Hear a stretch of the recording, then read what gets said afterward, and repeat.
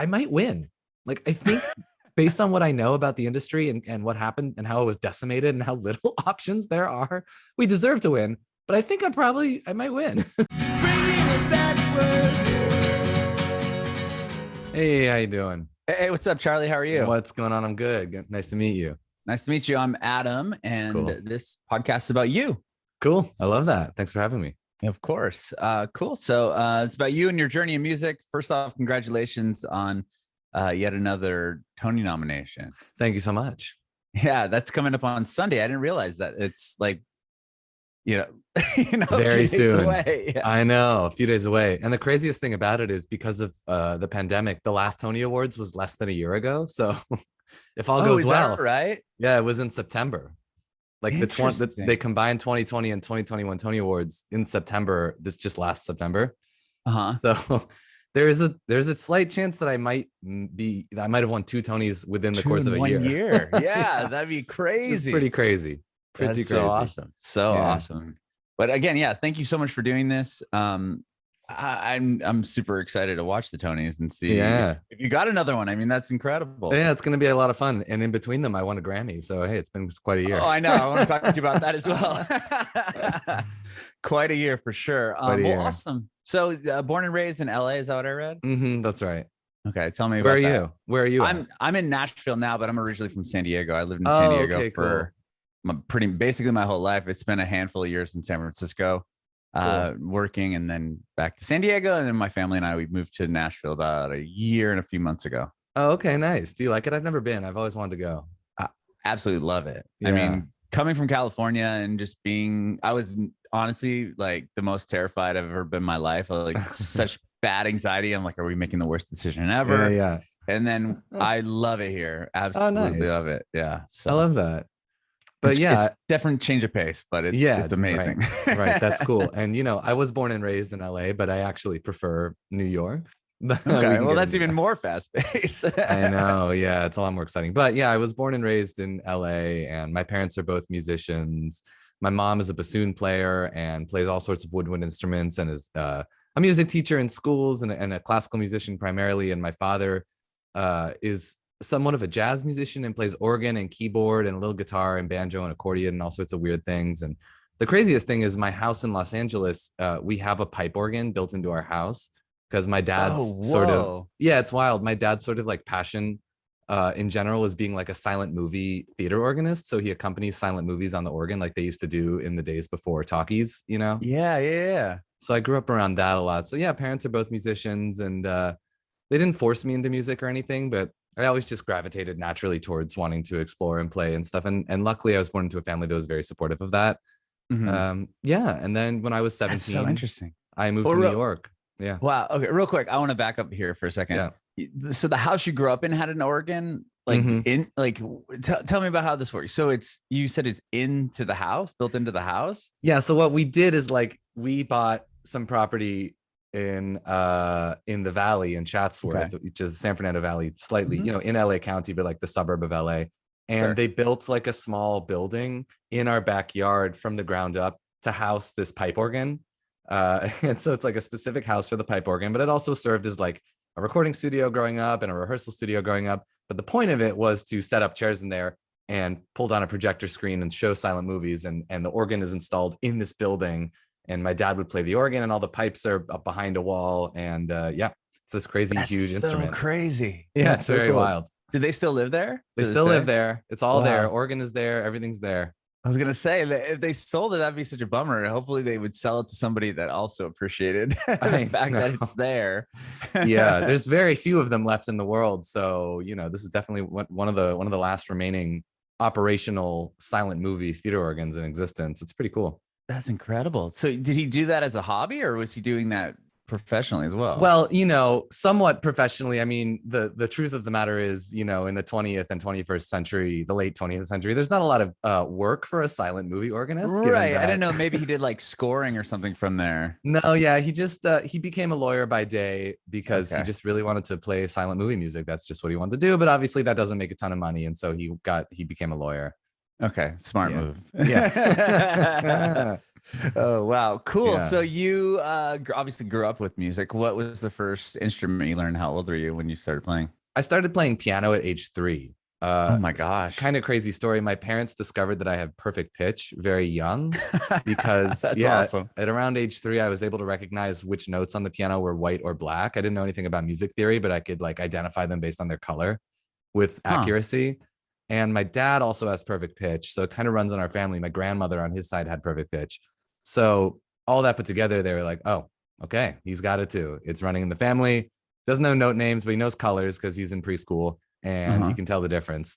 So they started me on piano lessons, you know, and then through the years, I played some cello lessons, flute lessons. And then eventually, you know, when I was like 10, 11, you start to get into your own music. I really wanted to play guitar and bass and drums. I wanted to be in bands, play rock music with Sure. my friends.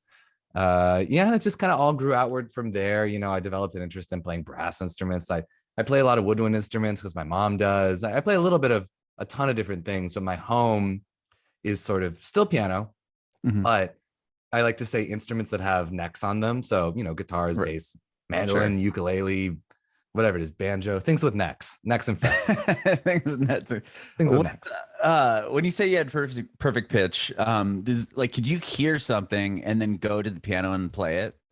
Yeah, Like if you were is to watch a television show and you could hear like the theme song would play, could you walk right over to the piano as a kid and just play it? yeah, definitely, That's definitely. oh wow, that's so Yeah, cool. it's sort of like I describe it as like, you know, some people are really good at just, you know, in the same way that people can see a color and say like, oh, that color is blue, that's blue. And then if you take that really far, some people can, you know, clearly see the picture of something in their mind and draw it perfectly on a piece of paper. Mhm. That's sort of like what perfect pitch is for sound. Like I can identify and recreate all the notes and sounds that I hear, you know, and then to translate them onto an instrument is kind of a different skill, but something I've also become very good at and developed over time for sure. That's so incredible. You're the second person I've ever interviewed that has Oh perfect yeah, pitch. who's the first? Now I can remember. I'll what's the Just band? curious. Yeah, you know, I'll there's a know band. in a Okay. second. It's yeah, it's the singer from hold on. Our Lady Peace, the singer, his name is Rain. He's married. His wife is also a professional musician, and they have a band together. And his wife has perfect pitch, but I can't think of her name right now Okay. off the Wow. top of my head. That's I know funny. that it's Right. that many Right. down the line, but she does too. Like she said, as a kid, she could hear like go like watch a television show and then go to the piano and like literally play it like Right. without even. And I'm sure you have the same experience. Yeah. That's so wild. That's so cool, though. I It's mean, very cool. obviously, you have to like lean into that and be like, "Well, I have this. I should probably pursue music." Yeah. Yeah, exactly. You know, it's sort of worked out and it's been a really great tool over the years for sure, especially when I need to learn stuff by ear or play stuff and play in bands or jump in and learn stuff on the fly, learn stuff quick. Yeah, it's been really great. And you know, a lot of people ask, "Oh, but sometimes it's a curse," right? I feel like that's the thing people always say is, "Oh, Oh, perfect pitch sure. though. It can be bad though sometimes, right?" I've sort of yet to discover how it's bad. Right? People are I've always like, heard that too with "Oh, people that know music theory really well. Or it's like, yeah, then you'll hear the person go, "Well, then like you can't be as creative because you can't unlearn I that." It's I don't like, disagree because the and I'm, arguments are always like, oh well, when things are out of tune, it must be really painful. I'm like, but isn't it painful for everybody when it's out of tune? Like I don't really understand this argument. Some people are like, oh well, when things aren't perfectly in tune, you must sure. be rough. But like that's not true either because there's some amazing classic recordings that were like recorded at slightly the wrong speed. So they're like in between E and F and keys, and like that's amazing. And there's microtone music and the whole structure of having 12 notes in a scale is an entirely Western concept anyway. So like it's all relative. I say, you know, haters be gone. I like that. Okay, so you did I read that you were playing in like a show really early? You were like a piano player, or you did something in like a Yeah. Broadway style show, or that eventually Yeah. made it to New York, right? Yeah, From so 13. it's kind of funny. Yeah, exactly. So I got really lucky when I was in high school. I didn't know I was going to do theater. I just wanted to play jazz and play in bands and play whatever. And there was a show in LA called 13 the Musical, and I was a software. And the gimmick of the show was it was about being in middle school, and so they wanted an all teenage cast, but the composer also felt really strongly about having an all teenage orchestra. He thought that'd be like a really cool, and they'd be on stage and they'd say, "Oh, look at these teenagers, they're musicians. It's very cool." So I did that show when I was a sophomore and a junior in LA. And then when I was a senior, that same theater company, Center Theater Group, produced like another sort of rock musical, and they asked me to play bass in that. Those are a year apart. Then I got super, super, super lucky because the following year after I left high school, that first show, 13, transferred to Broadway at a theater called the Jacobs Theater. So I got to move here when I was 17 to New York and do that before going to college. And then, as luck would have it, the other show that I did when I was a senior in high school also transferred to Broadway a year and a half later into the same theater, wildly enough. And so before I was 20, I had 2 Broadway shows under my belt. And so that was like a huge foot in the door, obviously, into this world that I didn't know I was going to be in, but sort of fell into. And then looked around at the landscape and thought, like, wow, this is really cool. Could be a place for me and what I do and creatively. And yeah, and that was in 2008. So now here we are 15 years later almost. And yeah. Oh my gosh. So at 17, you go to New York, but I think I also saw that you went to Berkeley, right? Yeah. I got that kind of in that between area? Like, excuse me. For me, I'm like, where does he have time to do all these things at such an early age? Again, my circumstances were very, very lucky in that. So I had this huge foot in the door very early in my career. And then in between shows, I would go to Berkeley. So like I did the first show, I went to Berkeley for 1 semester. Got it. Got the other gig, moved back. And Berkeley was really cool about being like, oh yeah, you got to take a gig, go do a gig. You can come back. And I did that like 3 or 4 times, which is really a great way to go to college for music. I treated it kind of like a vocational school wherein like I did a show, went to Berkeley, learned some stuff. Great. Came back to New York, applied that stuff, and then looked around and thought, oh, you know what? If I want to succeed in this business, I should learn some better producing skills, some arranging skills, some more about this style of music. And I would go back to Berkeley and say, okay, I'm going to take this class and this class and this class, but not these other classes that I don't think I'm going to need. And I didn't really think I was going to graduate anyway, which I did not. So I sort of was like, I'm going to forego some of these classes that I don't think will help me. Right. So I really got to customize it and tailor it exactly to what I wanted to do in this field. And so I really don't feel like I wasted a single dime on college, which some people can't say, you know? Right. I was going to say you kind of were able to, because you had a gig and you already that's kind of the end goal, I would imagine, if you're going to Berkeley, right? Right. Either be an artist, get signed to a label, do, work in the field that you're trying to pursue. And you can kind of go back and just grab more skill sets and then take it back to what you are already doing. Exactly. Did that help you kind of advance in? Oh my God, yes. Yeah, in your career. I can't even measure the ways in which my being able to cherry pick courses from Berkeley was helpful in not, because I moved to New York to be a musician in these shows, right? Just a musician. I wasn't on the creative team. I wasn't arranging. I wasn't composing. But then looking around from that inside of that landscape and saying, oh, look at these, there's an orchestrator on the show and a composer and an arranger and a, music supervisor, all these other positions. And that's kind of where I want to be. So what are they doing? Like, what are they doing? So I got to identify like, oh, they're doing this and this and this and this. Okay, I'm going to go learn how to do that. So it was really tailored and really specific, really helpful. Was it hard to transition out of the, you're a player, they hired you to come play this instrument for this show. And then you want to kind of, figure out, how to advance, right? You learn what's this guy doing? How does this person do this job? And you're learning at Berkeley and you're coming back. Are you able to do you have a mentor or somebody that you're able to kind of work with that's allowing you to learn additional skills? And were they at shows, and was this happening at shows that you were already working on? Totally. I mean, I had a lot of mentors that influenced me in a small amount along the way, mostly learning on the job, working with these people. But honestly, the thing that really started to set me apart from just being a player was this sort of like emerging new musical scene that I found myself in. While doing those shows, I sort of got recommended to play these concerts and cabarets and like new music concerts of contemporary musical theater writers. Just play the bass usually, or guitar. I got to know all of them. And so, and seeing that they had needs musically beyond just playing, they'd need horn arrangements, or they'd need their stuff transcribed into piano music, or they would need charts for the band, and just going like, I'll do that for free. I'll do it for free. I'll do it for free.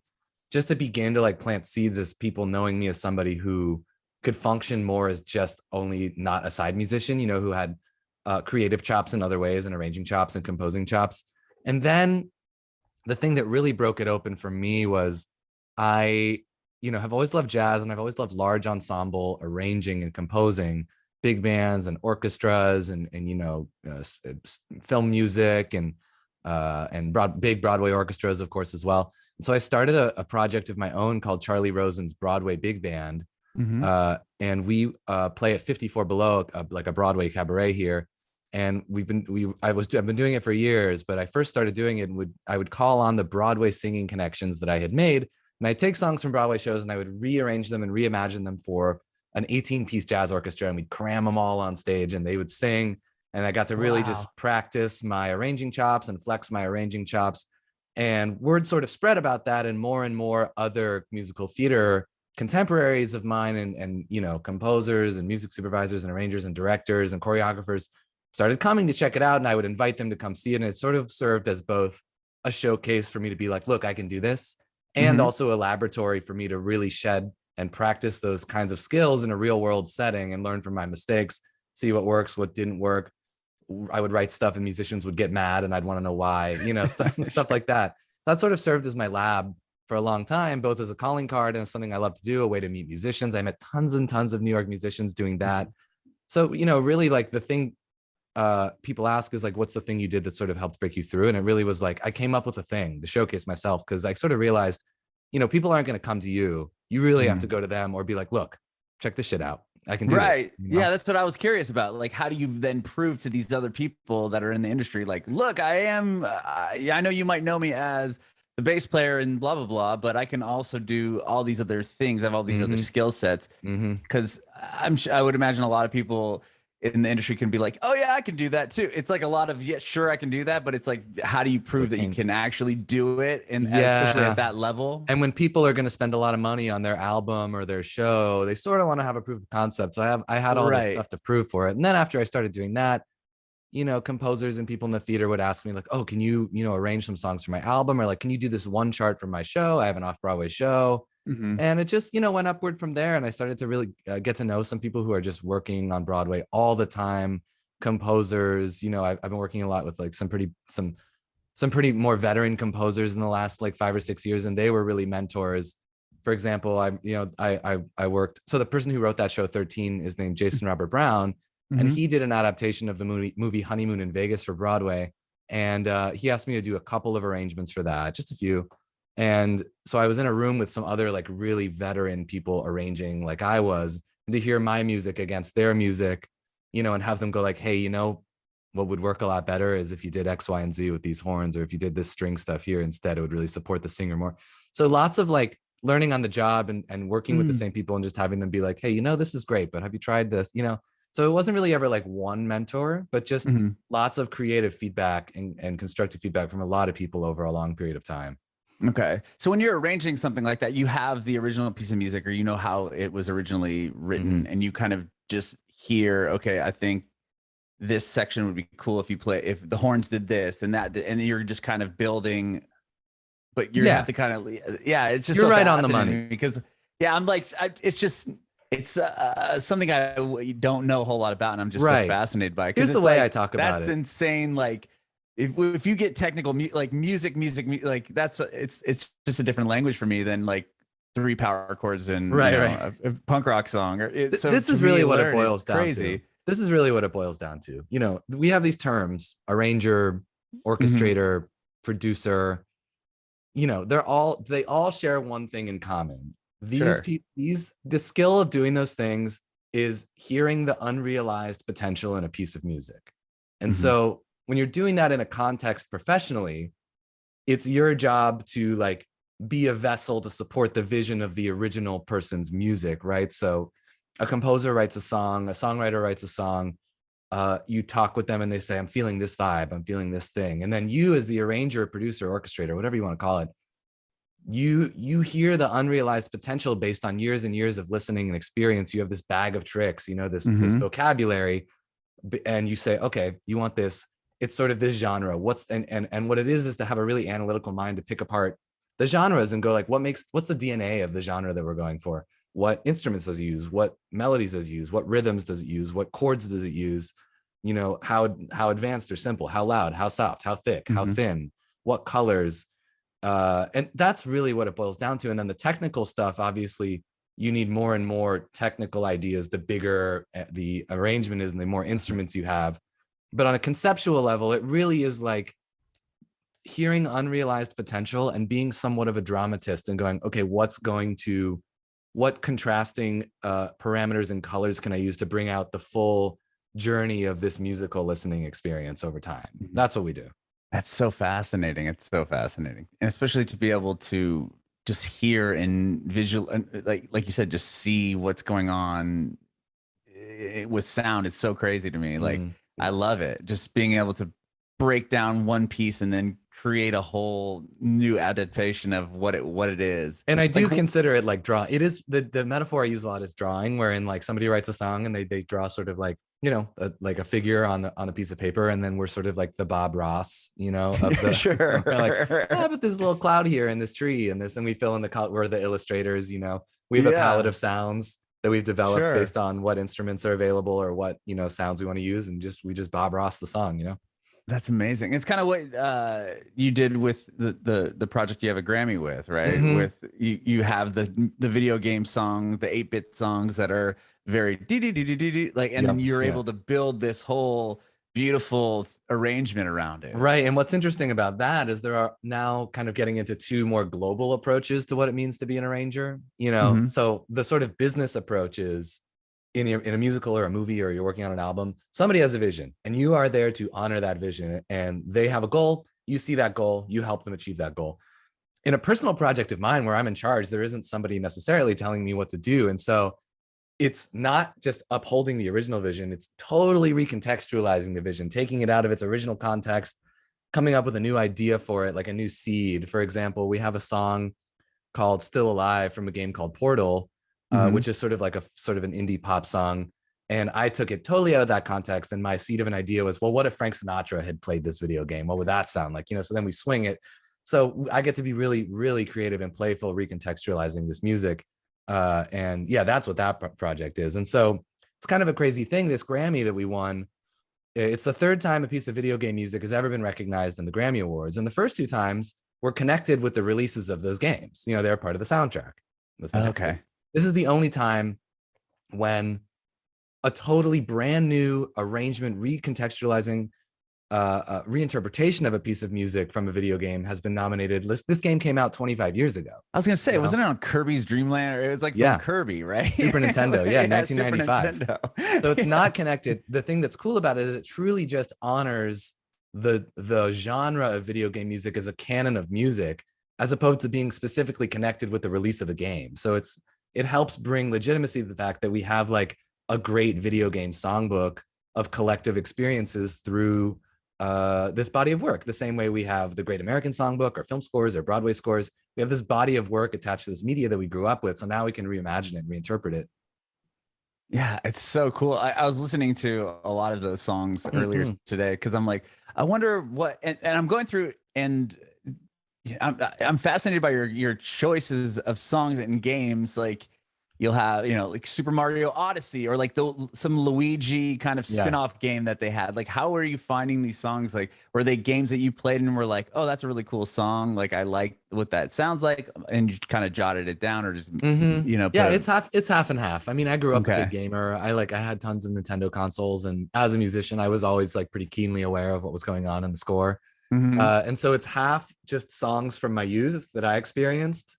And then half, because only one person can play so many games in their lifetime, we have a lot of fans that recommend me soundtracks and stuff or games to check out that I wouldn't necessarily have checked out. So I would check them out, listen to the soundtracks and go, oh, this is great. We should, you know, do this. We should do this stuff.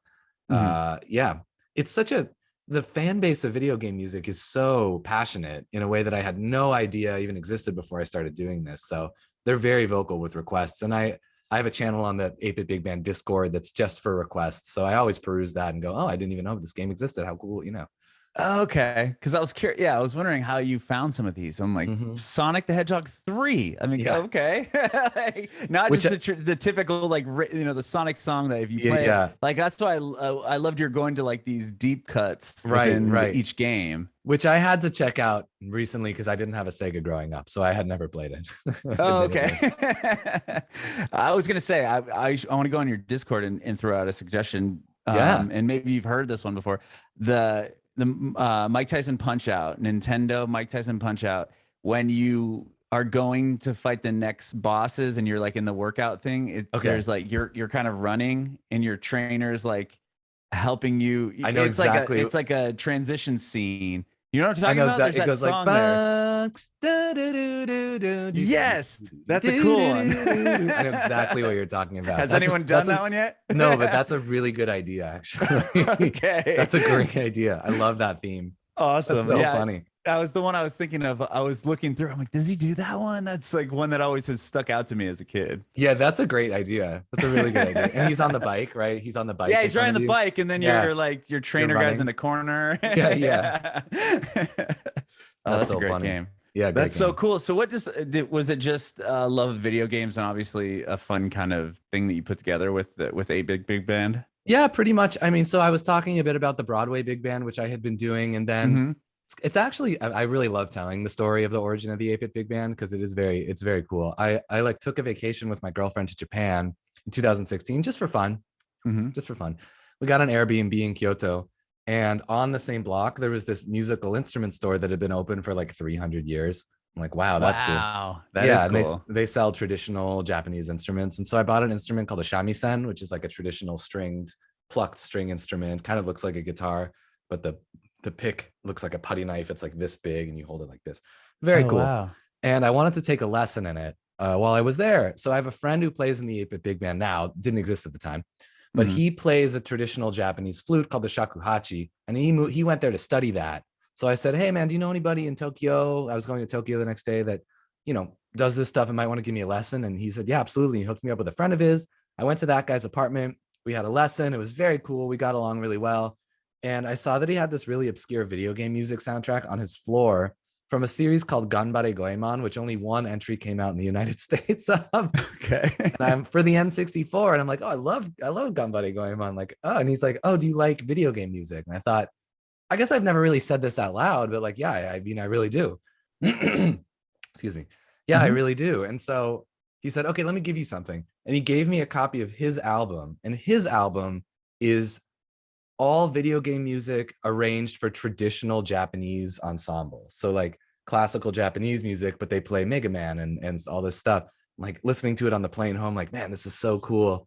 And it just sort of hit me like, I love big bands and I love orchestras and large ensemble arranging. And like, I know there are a lot of orchestras playing video game music out there right now, but there's not a ton of like sort of pop orchestra, jazz, big band, swing, funk, like large ensemble with soloists and an MC and singers and like good times and improvising. And like, like what if the New York Pops did an evening of video game music as opposed to like straight ahead like symphonic or like epic metal, which everyone else is doing. I'm like, I should do that. So I went home and I like started arranging songs from my youth for this band. And after a couple months, I went to the studio and we recorded our first album. We had 10 songs on it. And I just thought, I'm going to do this, see what happens. It's really fun for me.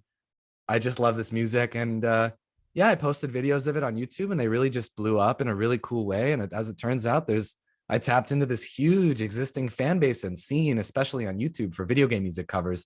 No idea existed before. Music festivals for video game music, huge festivals, all this stuff. I'd never been to any conventions that had to do with video games before this. Like I had no clue. And it's such a loving community and such a supportive community. And that's how it started. That's so cool. I've interviewed a couple artists that have made like kind of got really big their start from like video game channels on YouTube using their songs, like when the people are playing it, which is, it's fun. It's cool to hear like it's almost like the other side of it. Like they're not writing a song for a video game or it's not going in the game, but it's a gamer using it that turns into a thing. And I get a lot of like, with that. I get a lot of requests from like Twitch streamers, like, can we use your stuff in the stream? And I always say like, yeah, you can, but just no, I don't technically own the rights to this music. So right. It's a little dicey there. A little dicey. I don't know if you might get taken down, but go for it. Right. Yeah. So it's interesting to hear and see like your YouTube channel and what you have going on with that 8-Bit Big Band that it's kind of the 180 of what other people that I've chatted with have done. Right. In that That's space, funny. at least. That's so funny. So you scored a Tony Award and a Grammy Award. With the Grammy Award, was that something? Because I want to talk to you about the Tony, but I want to talk about both of them because then they're coming up here. But with a Grammy, was it something that was kind of out of nowhere where you got nominated, or like what was that like? Can't tell you how much of a long shot I really thought this was. Like random video game music orchestra soundtrack from 35 years ago. I mean, talk about niche. You know, right. I could never in a million years have anticipated this was going to happen. Basically, you know, I'm a Recording Academy member, and so I can vote on the Grammys. And as a Recording Academy member, you can submit yourself for a Grammy. I became it this year. I don't know anything about this, but you can do that. And so I did. I thought, okay, you know what? It's a long shot, but yeah, what the why hell? not? Why not? Why not? So I submitted myself in this category, and just, you know, so you know, like the voting happens in 2 rounds. And so what we see in the 5 nominees, that's round 2. And so the first round, you narrow it down from like tons of entries. And so, for example, the best new album of the year category in round 1 has 1,500 albums. 1,500. Oh, wow. Yes, 1,500. And so it gets smaller. That's obviously a big one. But the arranging category that I won for, I mean, there were 500 things submitted in that category, you know, so it's like that's a lot. Long odds. And so it really just becomes like, you know, how much brand awareness do you have? And luckily, there were enough people who vote on the Grammys that were aware of what we were doing to help us pass round 1. When we got to round 2 and we were at the Grammys, me and this particular track that I won for, I usually do all the arranging myself. But I had happened to collaborate with a friend of mine named Jake Silverman, who goes by Button Masher, who's an incredible chiptune artist. Cool. And so he did this sort of original arrangement of it on chiptunes. And I was like, oh, can I turn that into an orchestra piece? You know, so we worked on it together. And we were sitting there and I was sort of like, hey, man, you know, we don't think we're going to win. I mean, like, there's all these other great nominees and, you know, there's the London Symphony Orchestra and shit. Like, yeah, it's okay. But it's like, hey, we're sitting here. How cool is that? You know, like it's video game music. That's so niche. And it's at the Grammys. It's very cool. It's a huge day. We're so proud. Then when they said our names, it was just like, boom, just like jaw on the floor. We were frozen in place. And my girlfriend was like, you guys got to go. You got to go on stage. We were like, you know. Oh my Never in a million years would I have expected this. And it's an incredibly niche thing. But it really is like, has been huge for the community to help legitimize video game music as its own standalone art form. You know, it's very cool. It's very cool. That is so cool. That is so cool. And then, yeah, to actually win and be up there and, you know, now you have it's just, what a cool story. Yeah. And with the Tony Award, you were nominated and won for that as well. For a Strange Loop, right? That's the one that Strange Loop is this year. So I'm not sure if I won. Moulin Rouge. Was that Moulin Rouge? Yeah. Okay, sorry. So Moulin Rouge won. Yeah. What was that like? So you get nominated for that, and what was that? I mean, you've been doing Broadway since you were 17 years old. Yeah, right. And you know, because of that, because I've been doing it for so long, and I've like experienced, you know, secondhand so many Tony Awards and been inside of how they work and learned how they work and who gets what and why and what the politics are and all of that stuff. You know, behind the curtain look. Yeah, I know. Part of me was like, oh, yeah, the Tony Awards, how can they really know what's good? You know, I don't know, blah, blah, blah, whatever. Like I'm like at age 23, I was like, whatever. Tony Awards, I was so jaded. I've done 5 I bet Broadway people shows. think that way though about the Grammy Awards. They do, too. yeah. But then when I actually got nominated, all of that was gone. I was like, holy shit. Sure. I'm like, why? So that was incredibly exciting. And there was 4 of us who were orchestrating that project, and we were all doing a piece of the arrangements for that show. And it's really incredible what that music team has pulled off with that musical, because it's just an insane explosion of mashups and remixes and covers. And it's truly an incredible thing. It was crazy to work on. Unbelievable orchestra. Band sounds great. And all those people have been my friends for a very, very long time. So to like walk up there with them was just really thrilling. It was really, really cool. It was really, really cool. That is it felt like, I'm going to be honest with you, way better odds than winning a Grammy, because it was post-COVID and there were just no musicals. True. I was sort of like, this is incredible. I might win. Like, I think based on what I know about the industry and what happened and how it was decimated and how little options there are, we deserve to win. but I think I might win. Yeah. Well, I mean, and Moulin Rouge is it's a big, obviously well-known. Yeah, it's a known powerhouse of a play. show. Yeah.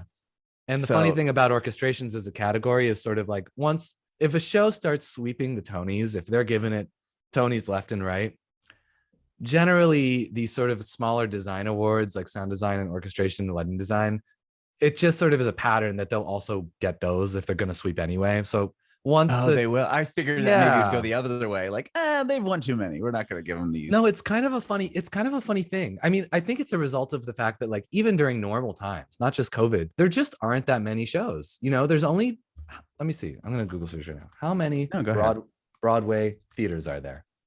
There are 41 Broadway theaters, right? Uh-huh. And some of those don't change shows ever. The Lion King, Wicked, Phantom, those have been there for decades. And so like, there's just not that many new shows that happen every year. And so the ratio of new shows to Tony Awards is like, when you look at it, kind of a small ratio. And so you can, if you know inside the industry really well, it's a lot easier to predict that than the Grammys where people have to sift through 1,500 albums to decide, you know what I mean? Right. So it's an interesting thing to see inside of. But that being said, people still have to vote. And we still won, by merit. And it is truly, truly incredible. I'm thrilled about it. And I hope Strange Loop deservedly has the same fate, because that is an incredible, incredible piece of theater that I'm truly honored to work on. Seriously. And that's a newer show, isn't it? Mm-hmm. So that must even be more difficult to cut through. Something like Moulin Rouge that had a film company, like it's a name that people recognize, right? It's a name, and it had a lot of money and, large funding. It was a big commercial show. And so, I was able to do really well, deservedly so, I might add. Right. Yeah, no, I'm not taking anything away from it, but people recognize the name. Like they go, oh, like if somebody said here, A Strange Loop, and they put it in like, what's that? Yeah, they could either, is that a movie? Is that a song? Like, it could be a lot of different things. Totally. And it's funny you say that because it is also the name of a Liz Phair song, which it was inspired. That's intentional. Oh, really? Yeah, that's intentional because there was a version it's funny. The show is both new and old. So the show is actually 20 years old. Is it? The writer of the show, it's never been produced, but the writer of the show has been working on it for 20 years. And in one version of the show, all the music was Liz Phair songs. Interesting. Yeah, that was a long time ago. But the show didn't get produced at all until 2019, even though he had been working on it for a large part of his life, which is so interesting. Mm-hmm.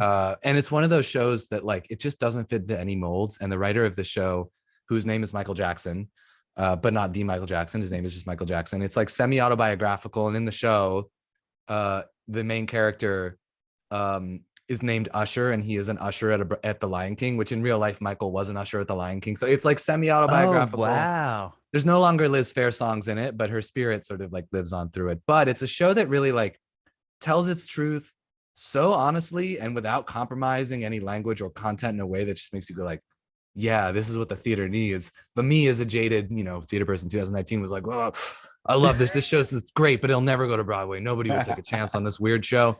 But, the world really finally caught up to the way Michael writes, because he's always been writing the way he writes honestly about his life experience. And the world finally caught up to him, and it's really cool. That is so cool. So it's interesting that he was an usher. So he grew up in, working in Broadway all while writing this piece that eventually comes out 20 years later. Mm-hmm. Yeah. Like he wrote it as part of his thesis for his like musical theater writing thesis at NYU, when he graduated, and just has been slowly chipping away at it and working it and changing it over the last 20 years, and he's 41 now, and now they're producing it, and now it's on Broadway, and it's nominated for 11 Tonys. So it really was. Yeah, I was going to say, it has a ton, right? Like it has a ton of nominations. Yeah. Wow. That's so cool. I mean, it started in 2019. Was you the first person that worked on it? So that is also an interesting story, because the show hadn't really ever been fully produced. It's really not till it gets to the producing stage that you fill out a music department and bring on somebody that functions as like the orchestrator, to use the formal title. But there was somebody before me who he was the music director and the orchestrator, and he was a dear friend of Michael's, and they went to school together. And sadly, he passed away in like early 2019. Yeah, very sad. Oh, wow. Died way too young. It's very sad. We really miss him. He was a really great guy. But that was a few months before the production off Broadway in 2019 was scheduled.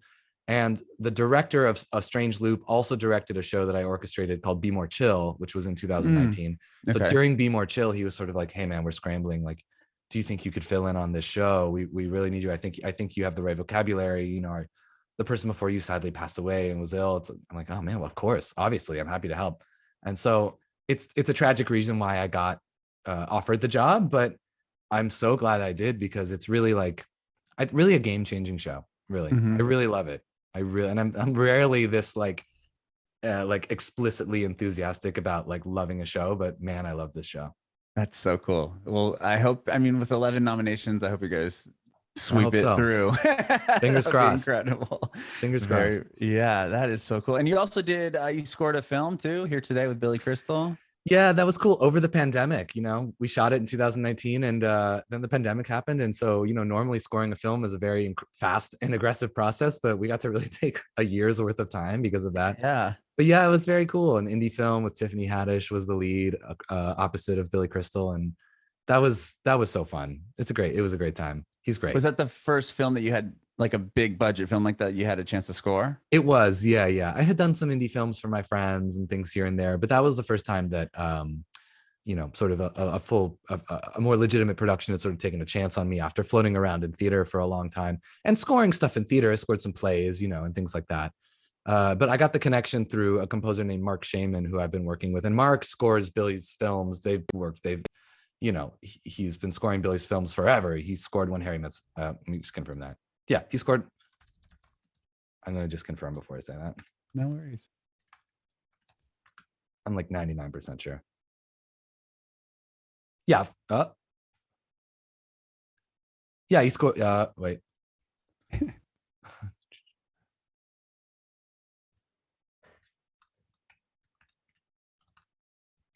I can't believe I'm doubting myself, because I know that this is true, but I don't want to be wrong. All good.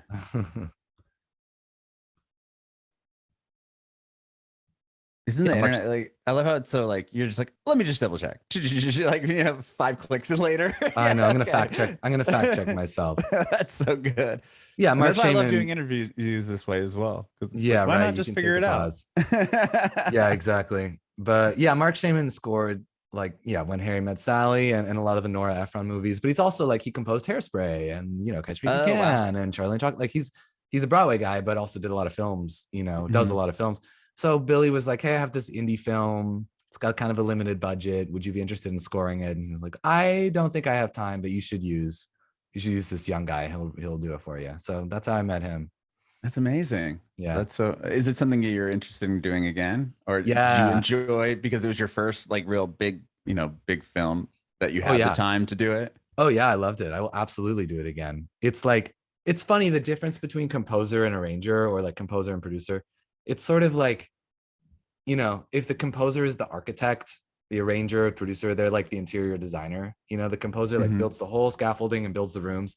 And then once you arrange and produce a thing, it's like, I'm going to hang a picture here and this here. And, that's so it's cool to finally be like the architect, and not just the design, but the interior decorator, Right. No, that makes a lot of sense. Yeah. I love it. Well, thank you so much for doing this, Charlie. This has been awesome. I appreciate it. Of course. My pleasure. Super fun. Yeah, I've just learned so much, because this is a world that I've only interviewed a handful of people doing what you're doing. And yeah, have you done any other theater? I was curious, are there any other theater people that you've interviewed? Yeah, the guy that did the TikTok musical, he did Ratatouille. Cool. Daniel, what's his last name? Mertzloft. Daniel Mertzloft, I think is. Yeah, that feels right. I've read his name before. I can't remember. He did it. There's a couple other people that I just not off the top of my head thinking of, but I love it. And cool. A few people that play in orchestra, like a woman who plays bass for the Book of Mormon, stuff like that. Oh, cool. Yeah. So nice. Who is that? Is it Alex Eckhart? Yes. Oh, cool. I know her really well. Yeah. That's awesome. I'd have to hear the name. We've published like over 1,000 interviews. So it's like, I got to coming back to their names. I'm like, oh yeah, that is it. Yeah. Oh, that's cool. I love Alex. She's awesome. Yeah. So it's been fun. It's just a world that not a whole lot, I haven't had a chance to interview a whole lot of people in. And I'm so fascinated by it because just the skill that you have to have and just the knowledge into it is like, PhD level degrees in music to even comprehend it. Whereas I'll interview a lot of people that just, played guitar in their bedroom for, 5-6 years and wrote a hit, and which is also great at it. Which we also love. Yeah. I know, which I love as well. Don't get me wrong, but it's just like two totally different ends of the music spectrum there. But I think it's so cool. Yeah, totally. Well, yeah. Well, again, I appreciate your time. I have one more question. I want to know if you have any advice for aspiring artists. Yeah, my advice for aspiring artists is like, find a thing that makes you unique. Find something that you do that nobody else totally does, and then find a way to brand it and market yourself. I mean, that's just the name of the game these days. Find the thing that you do better, slightly better than other people, and play that up.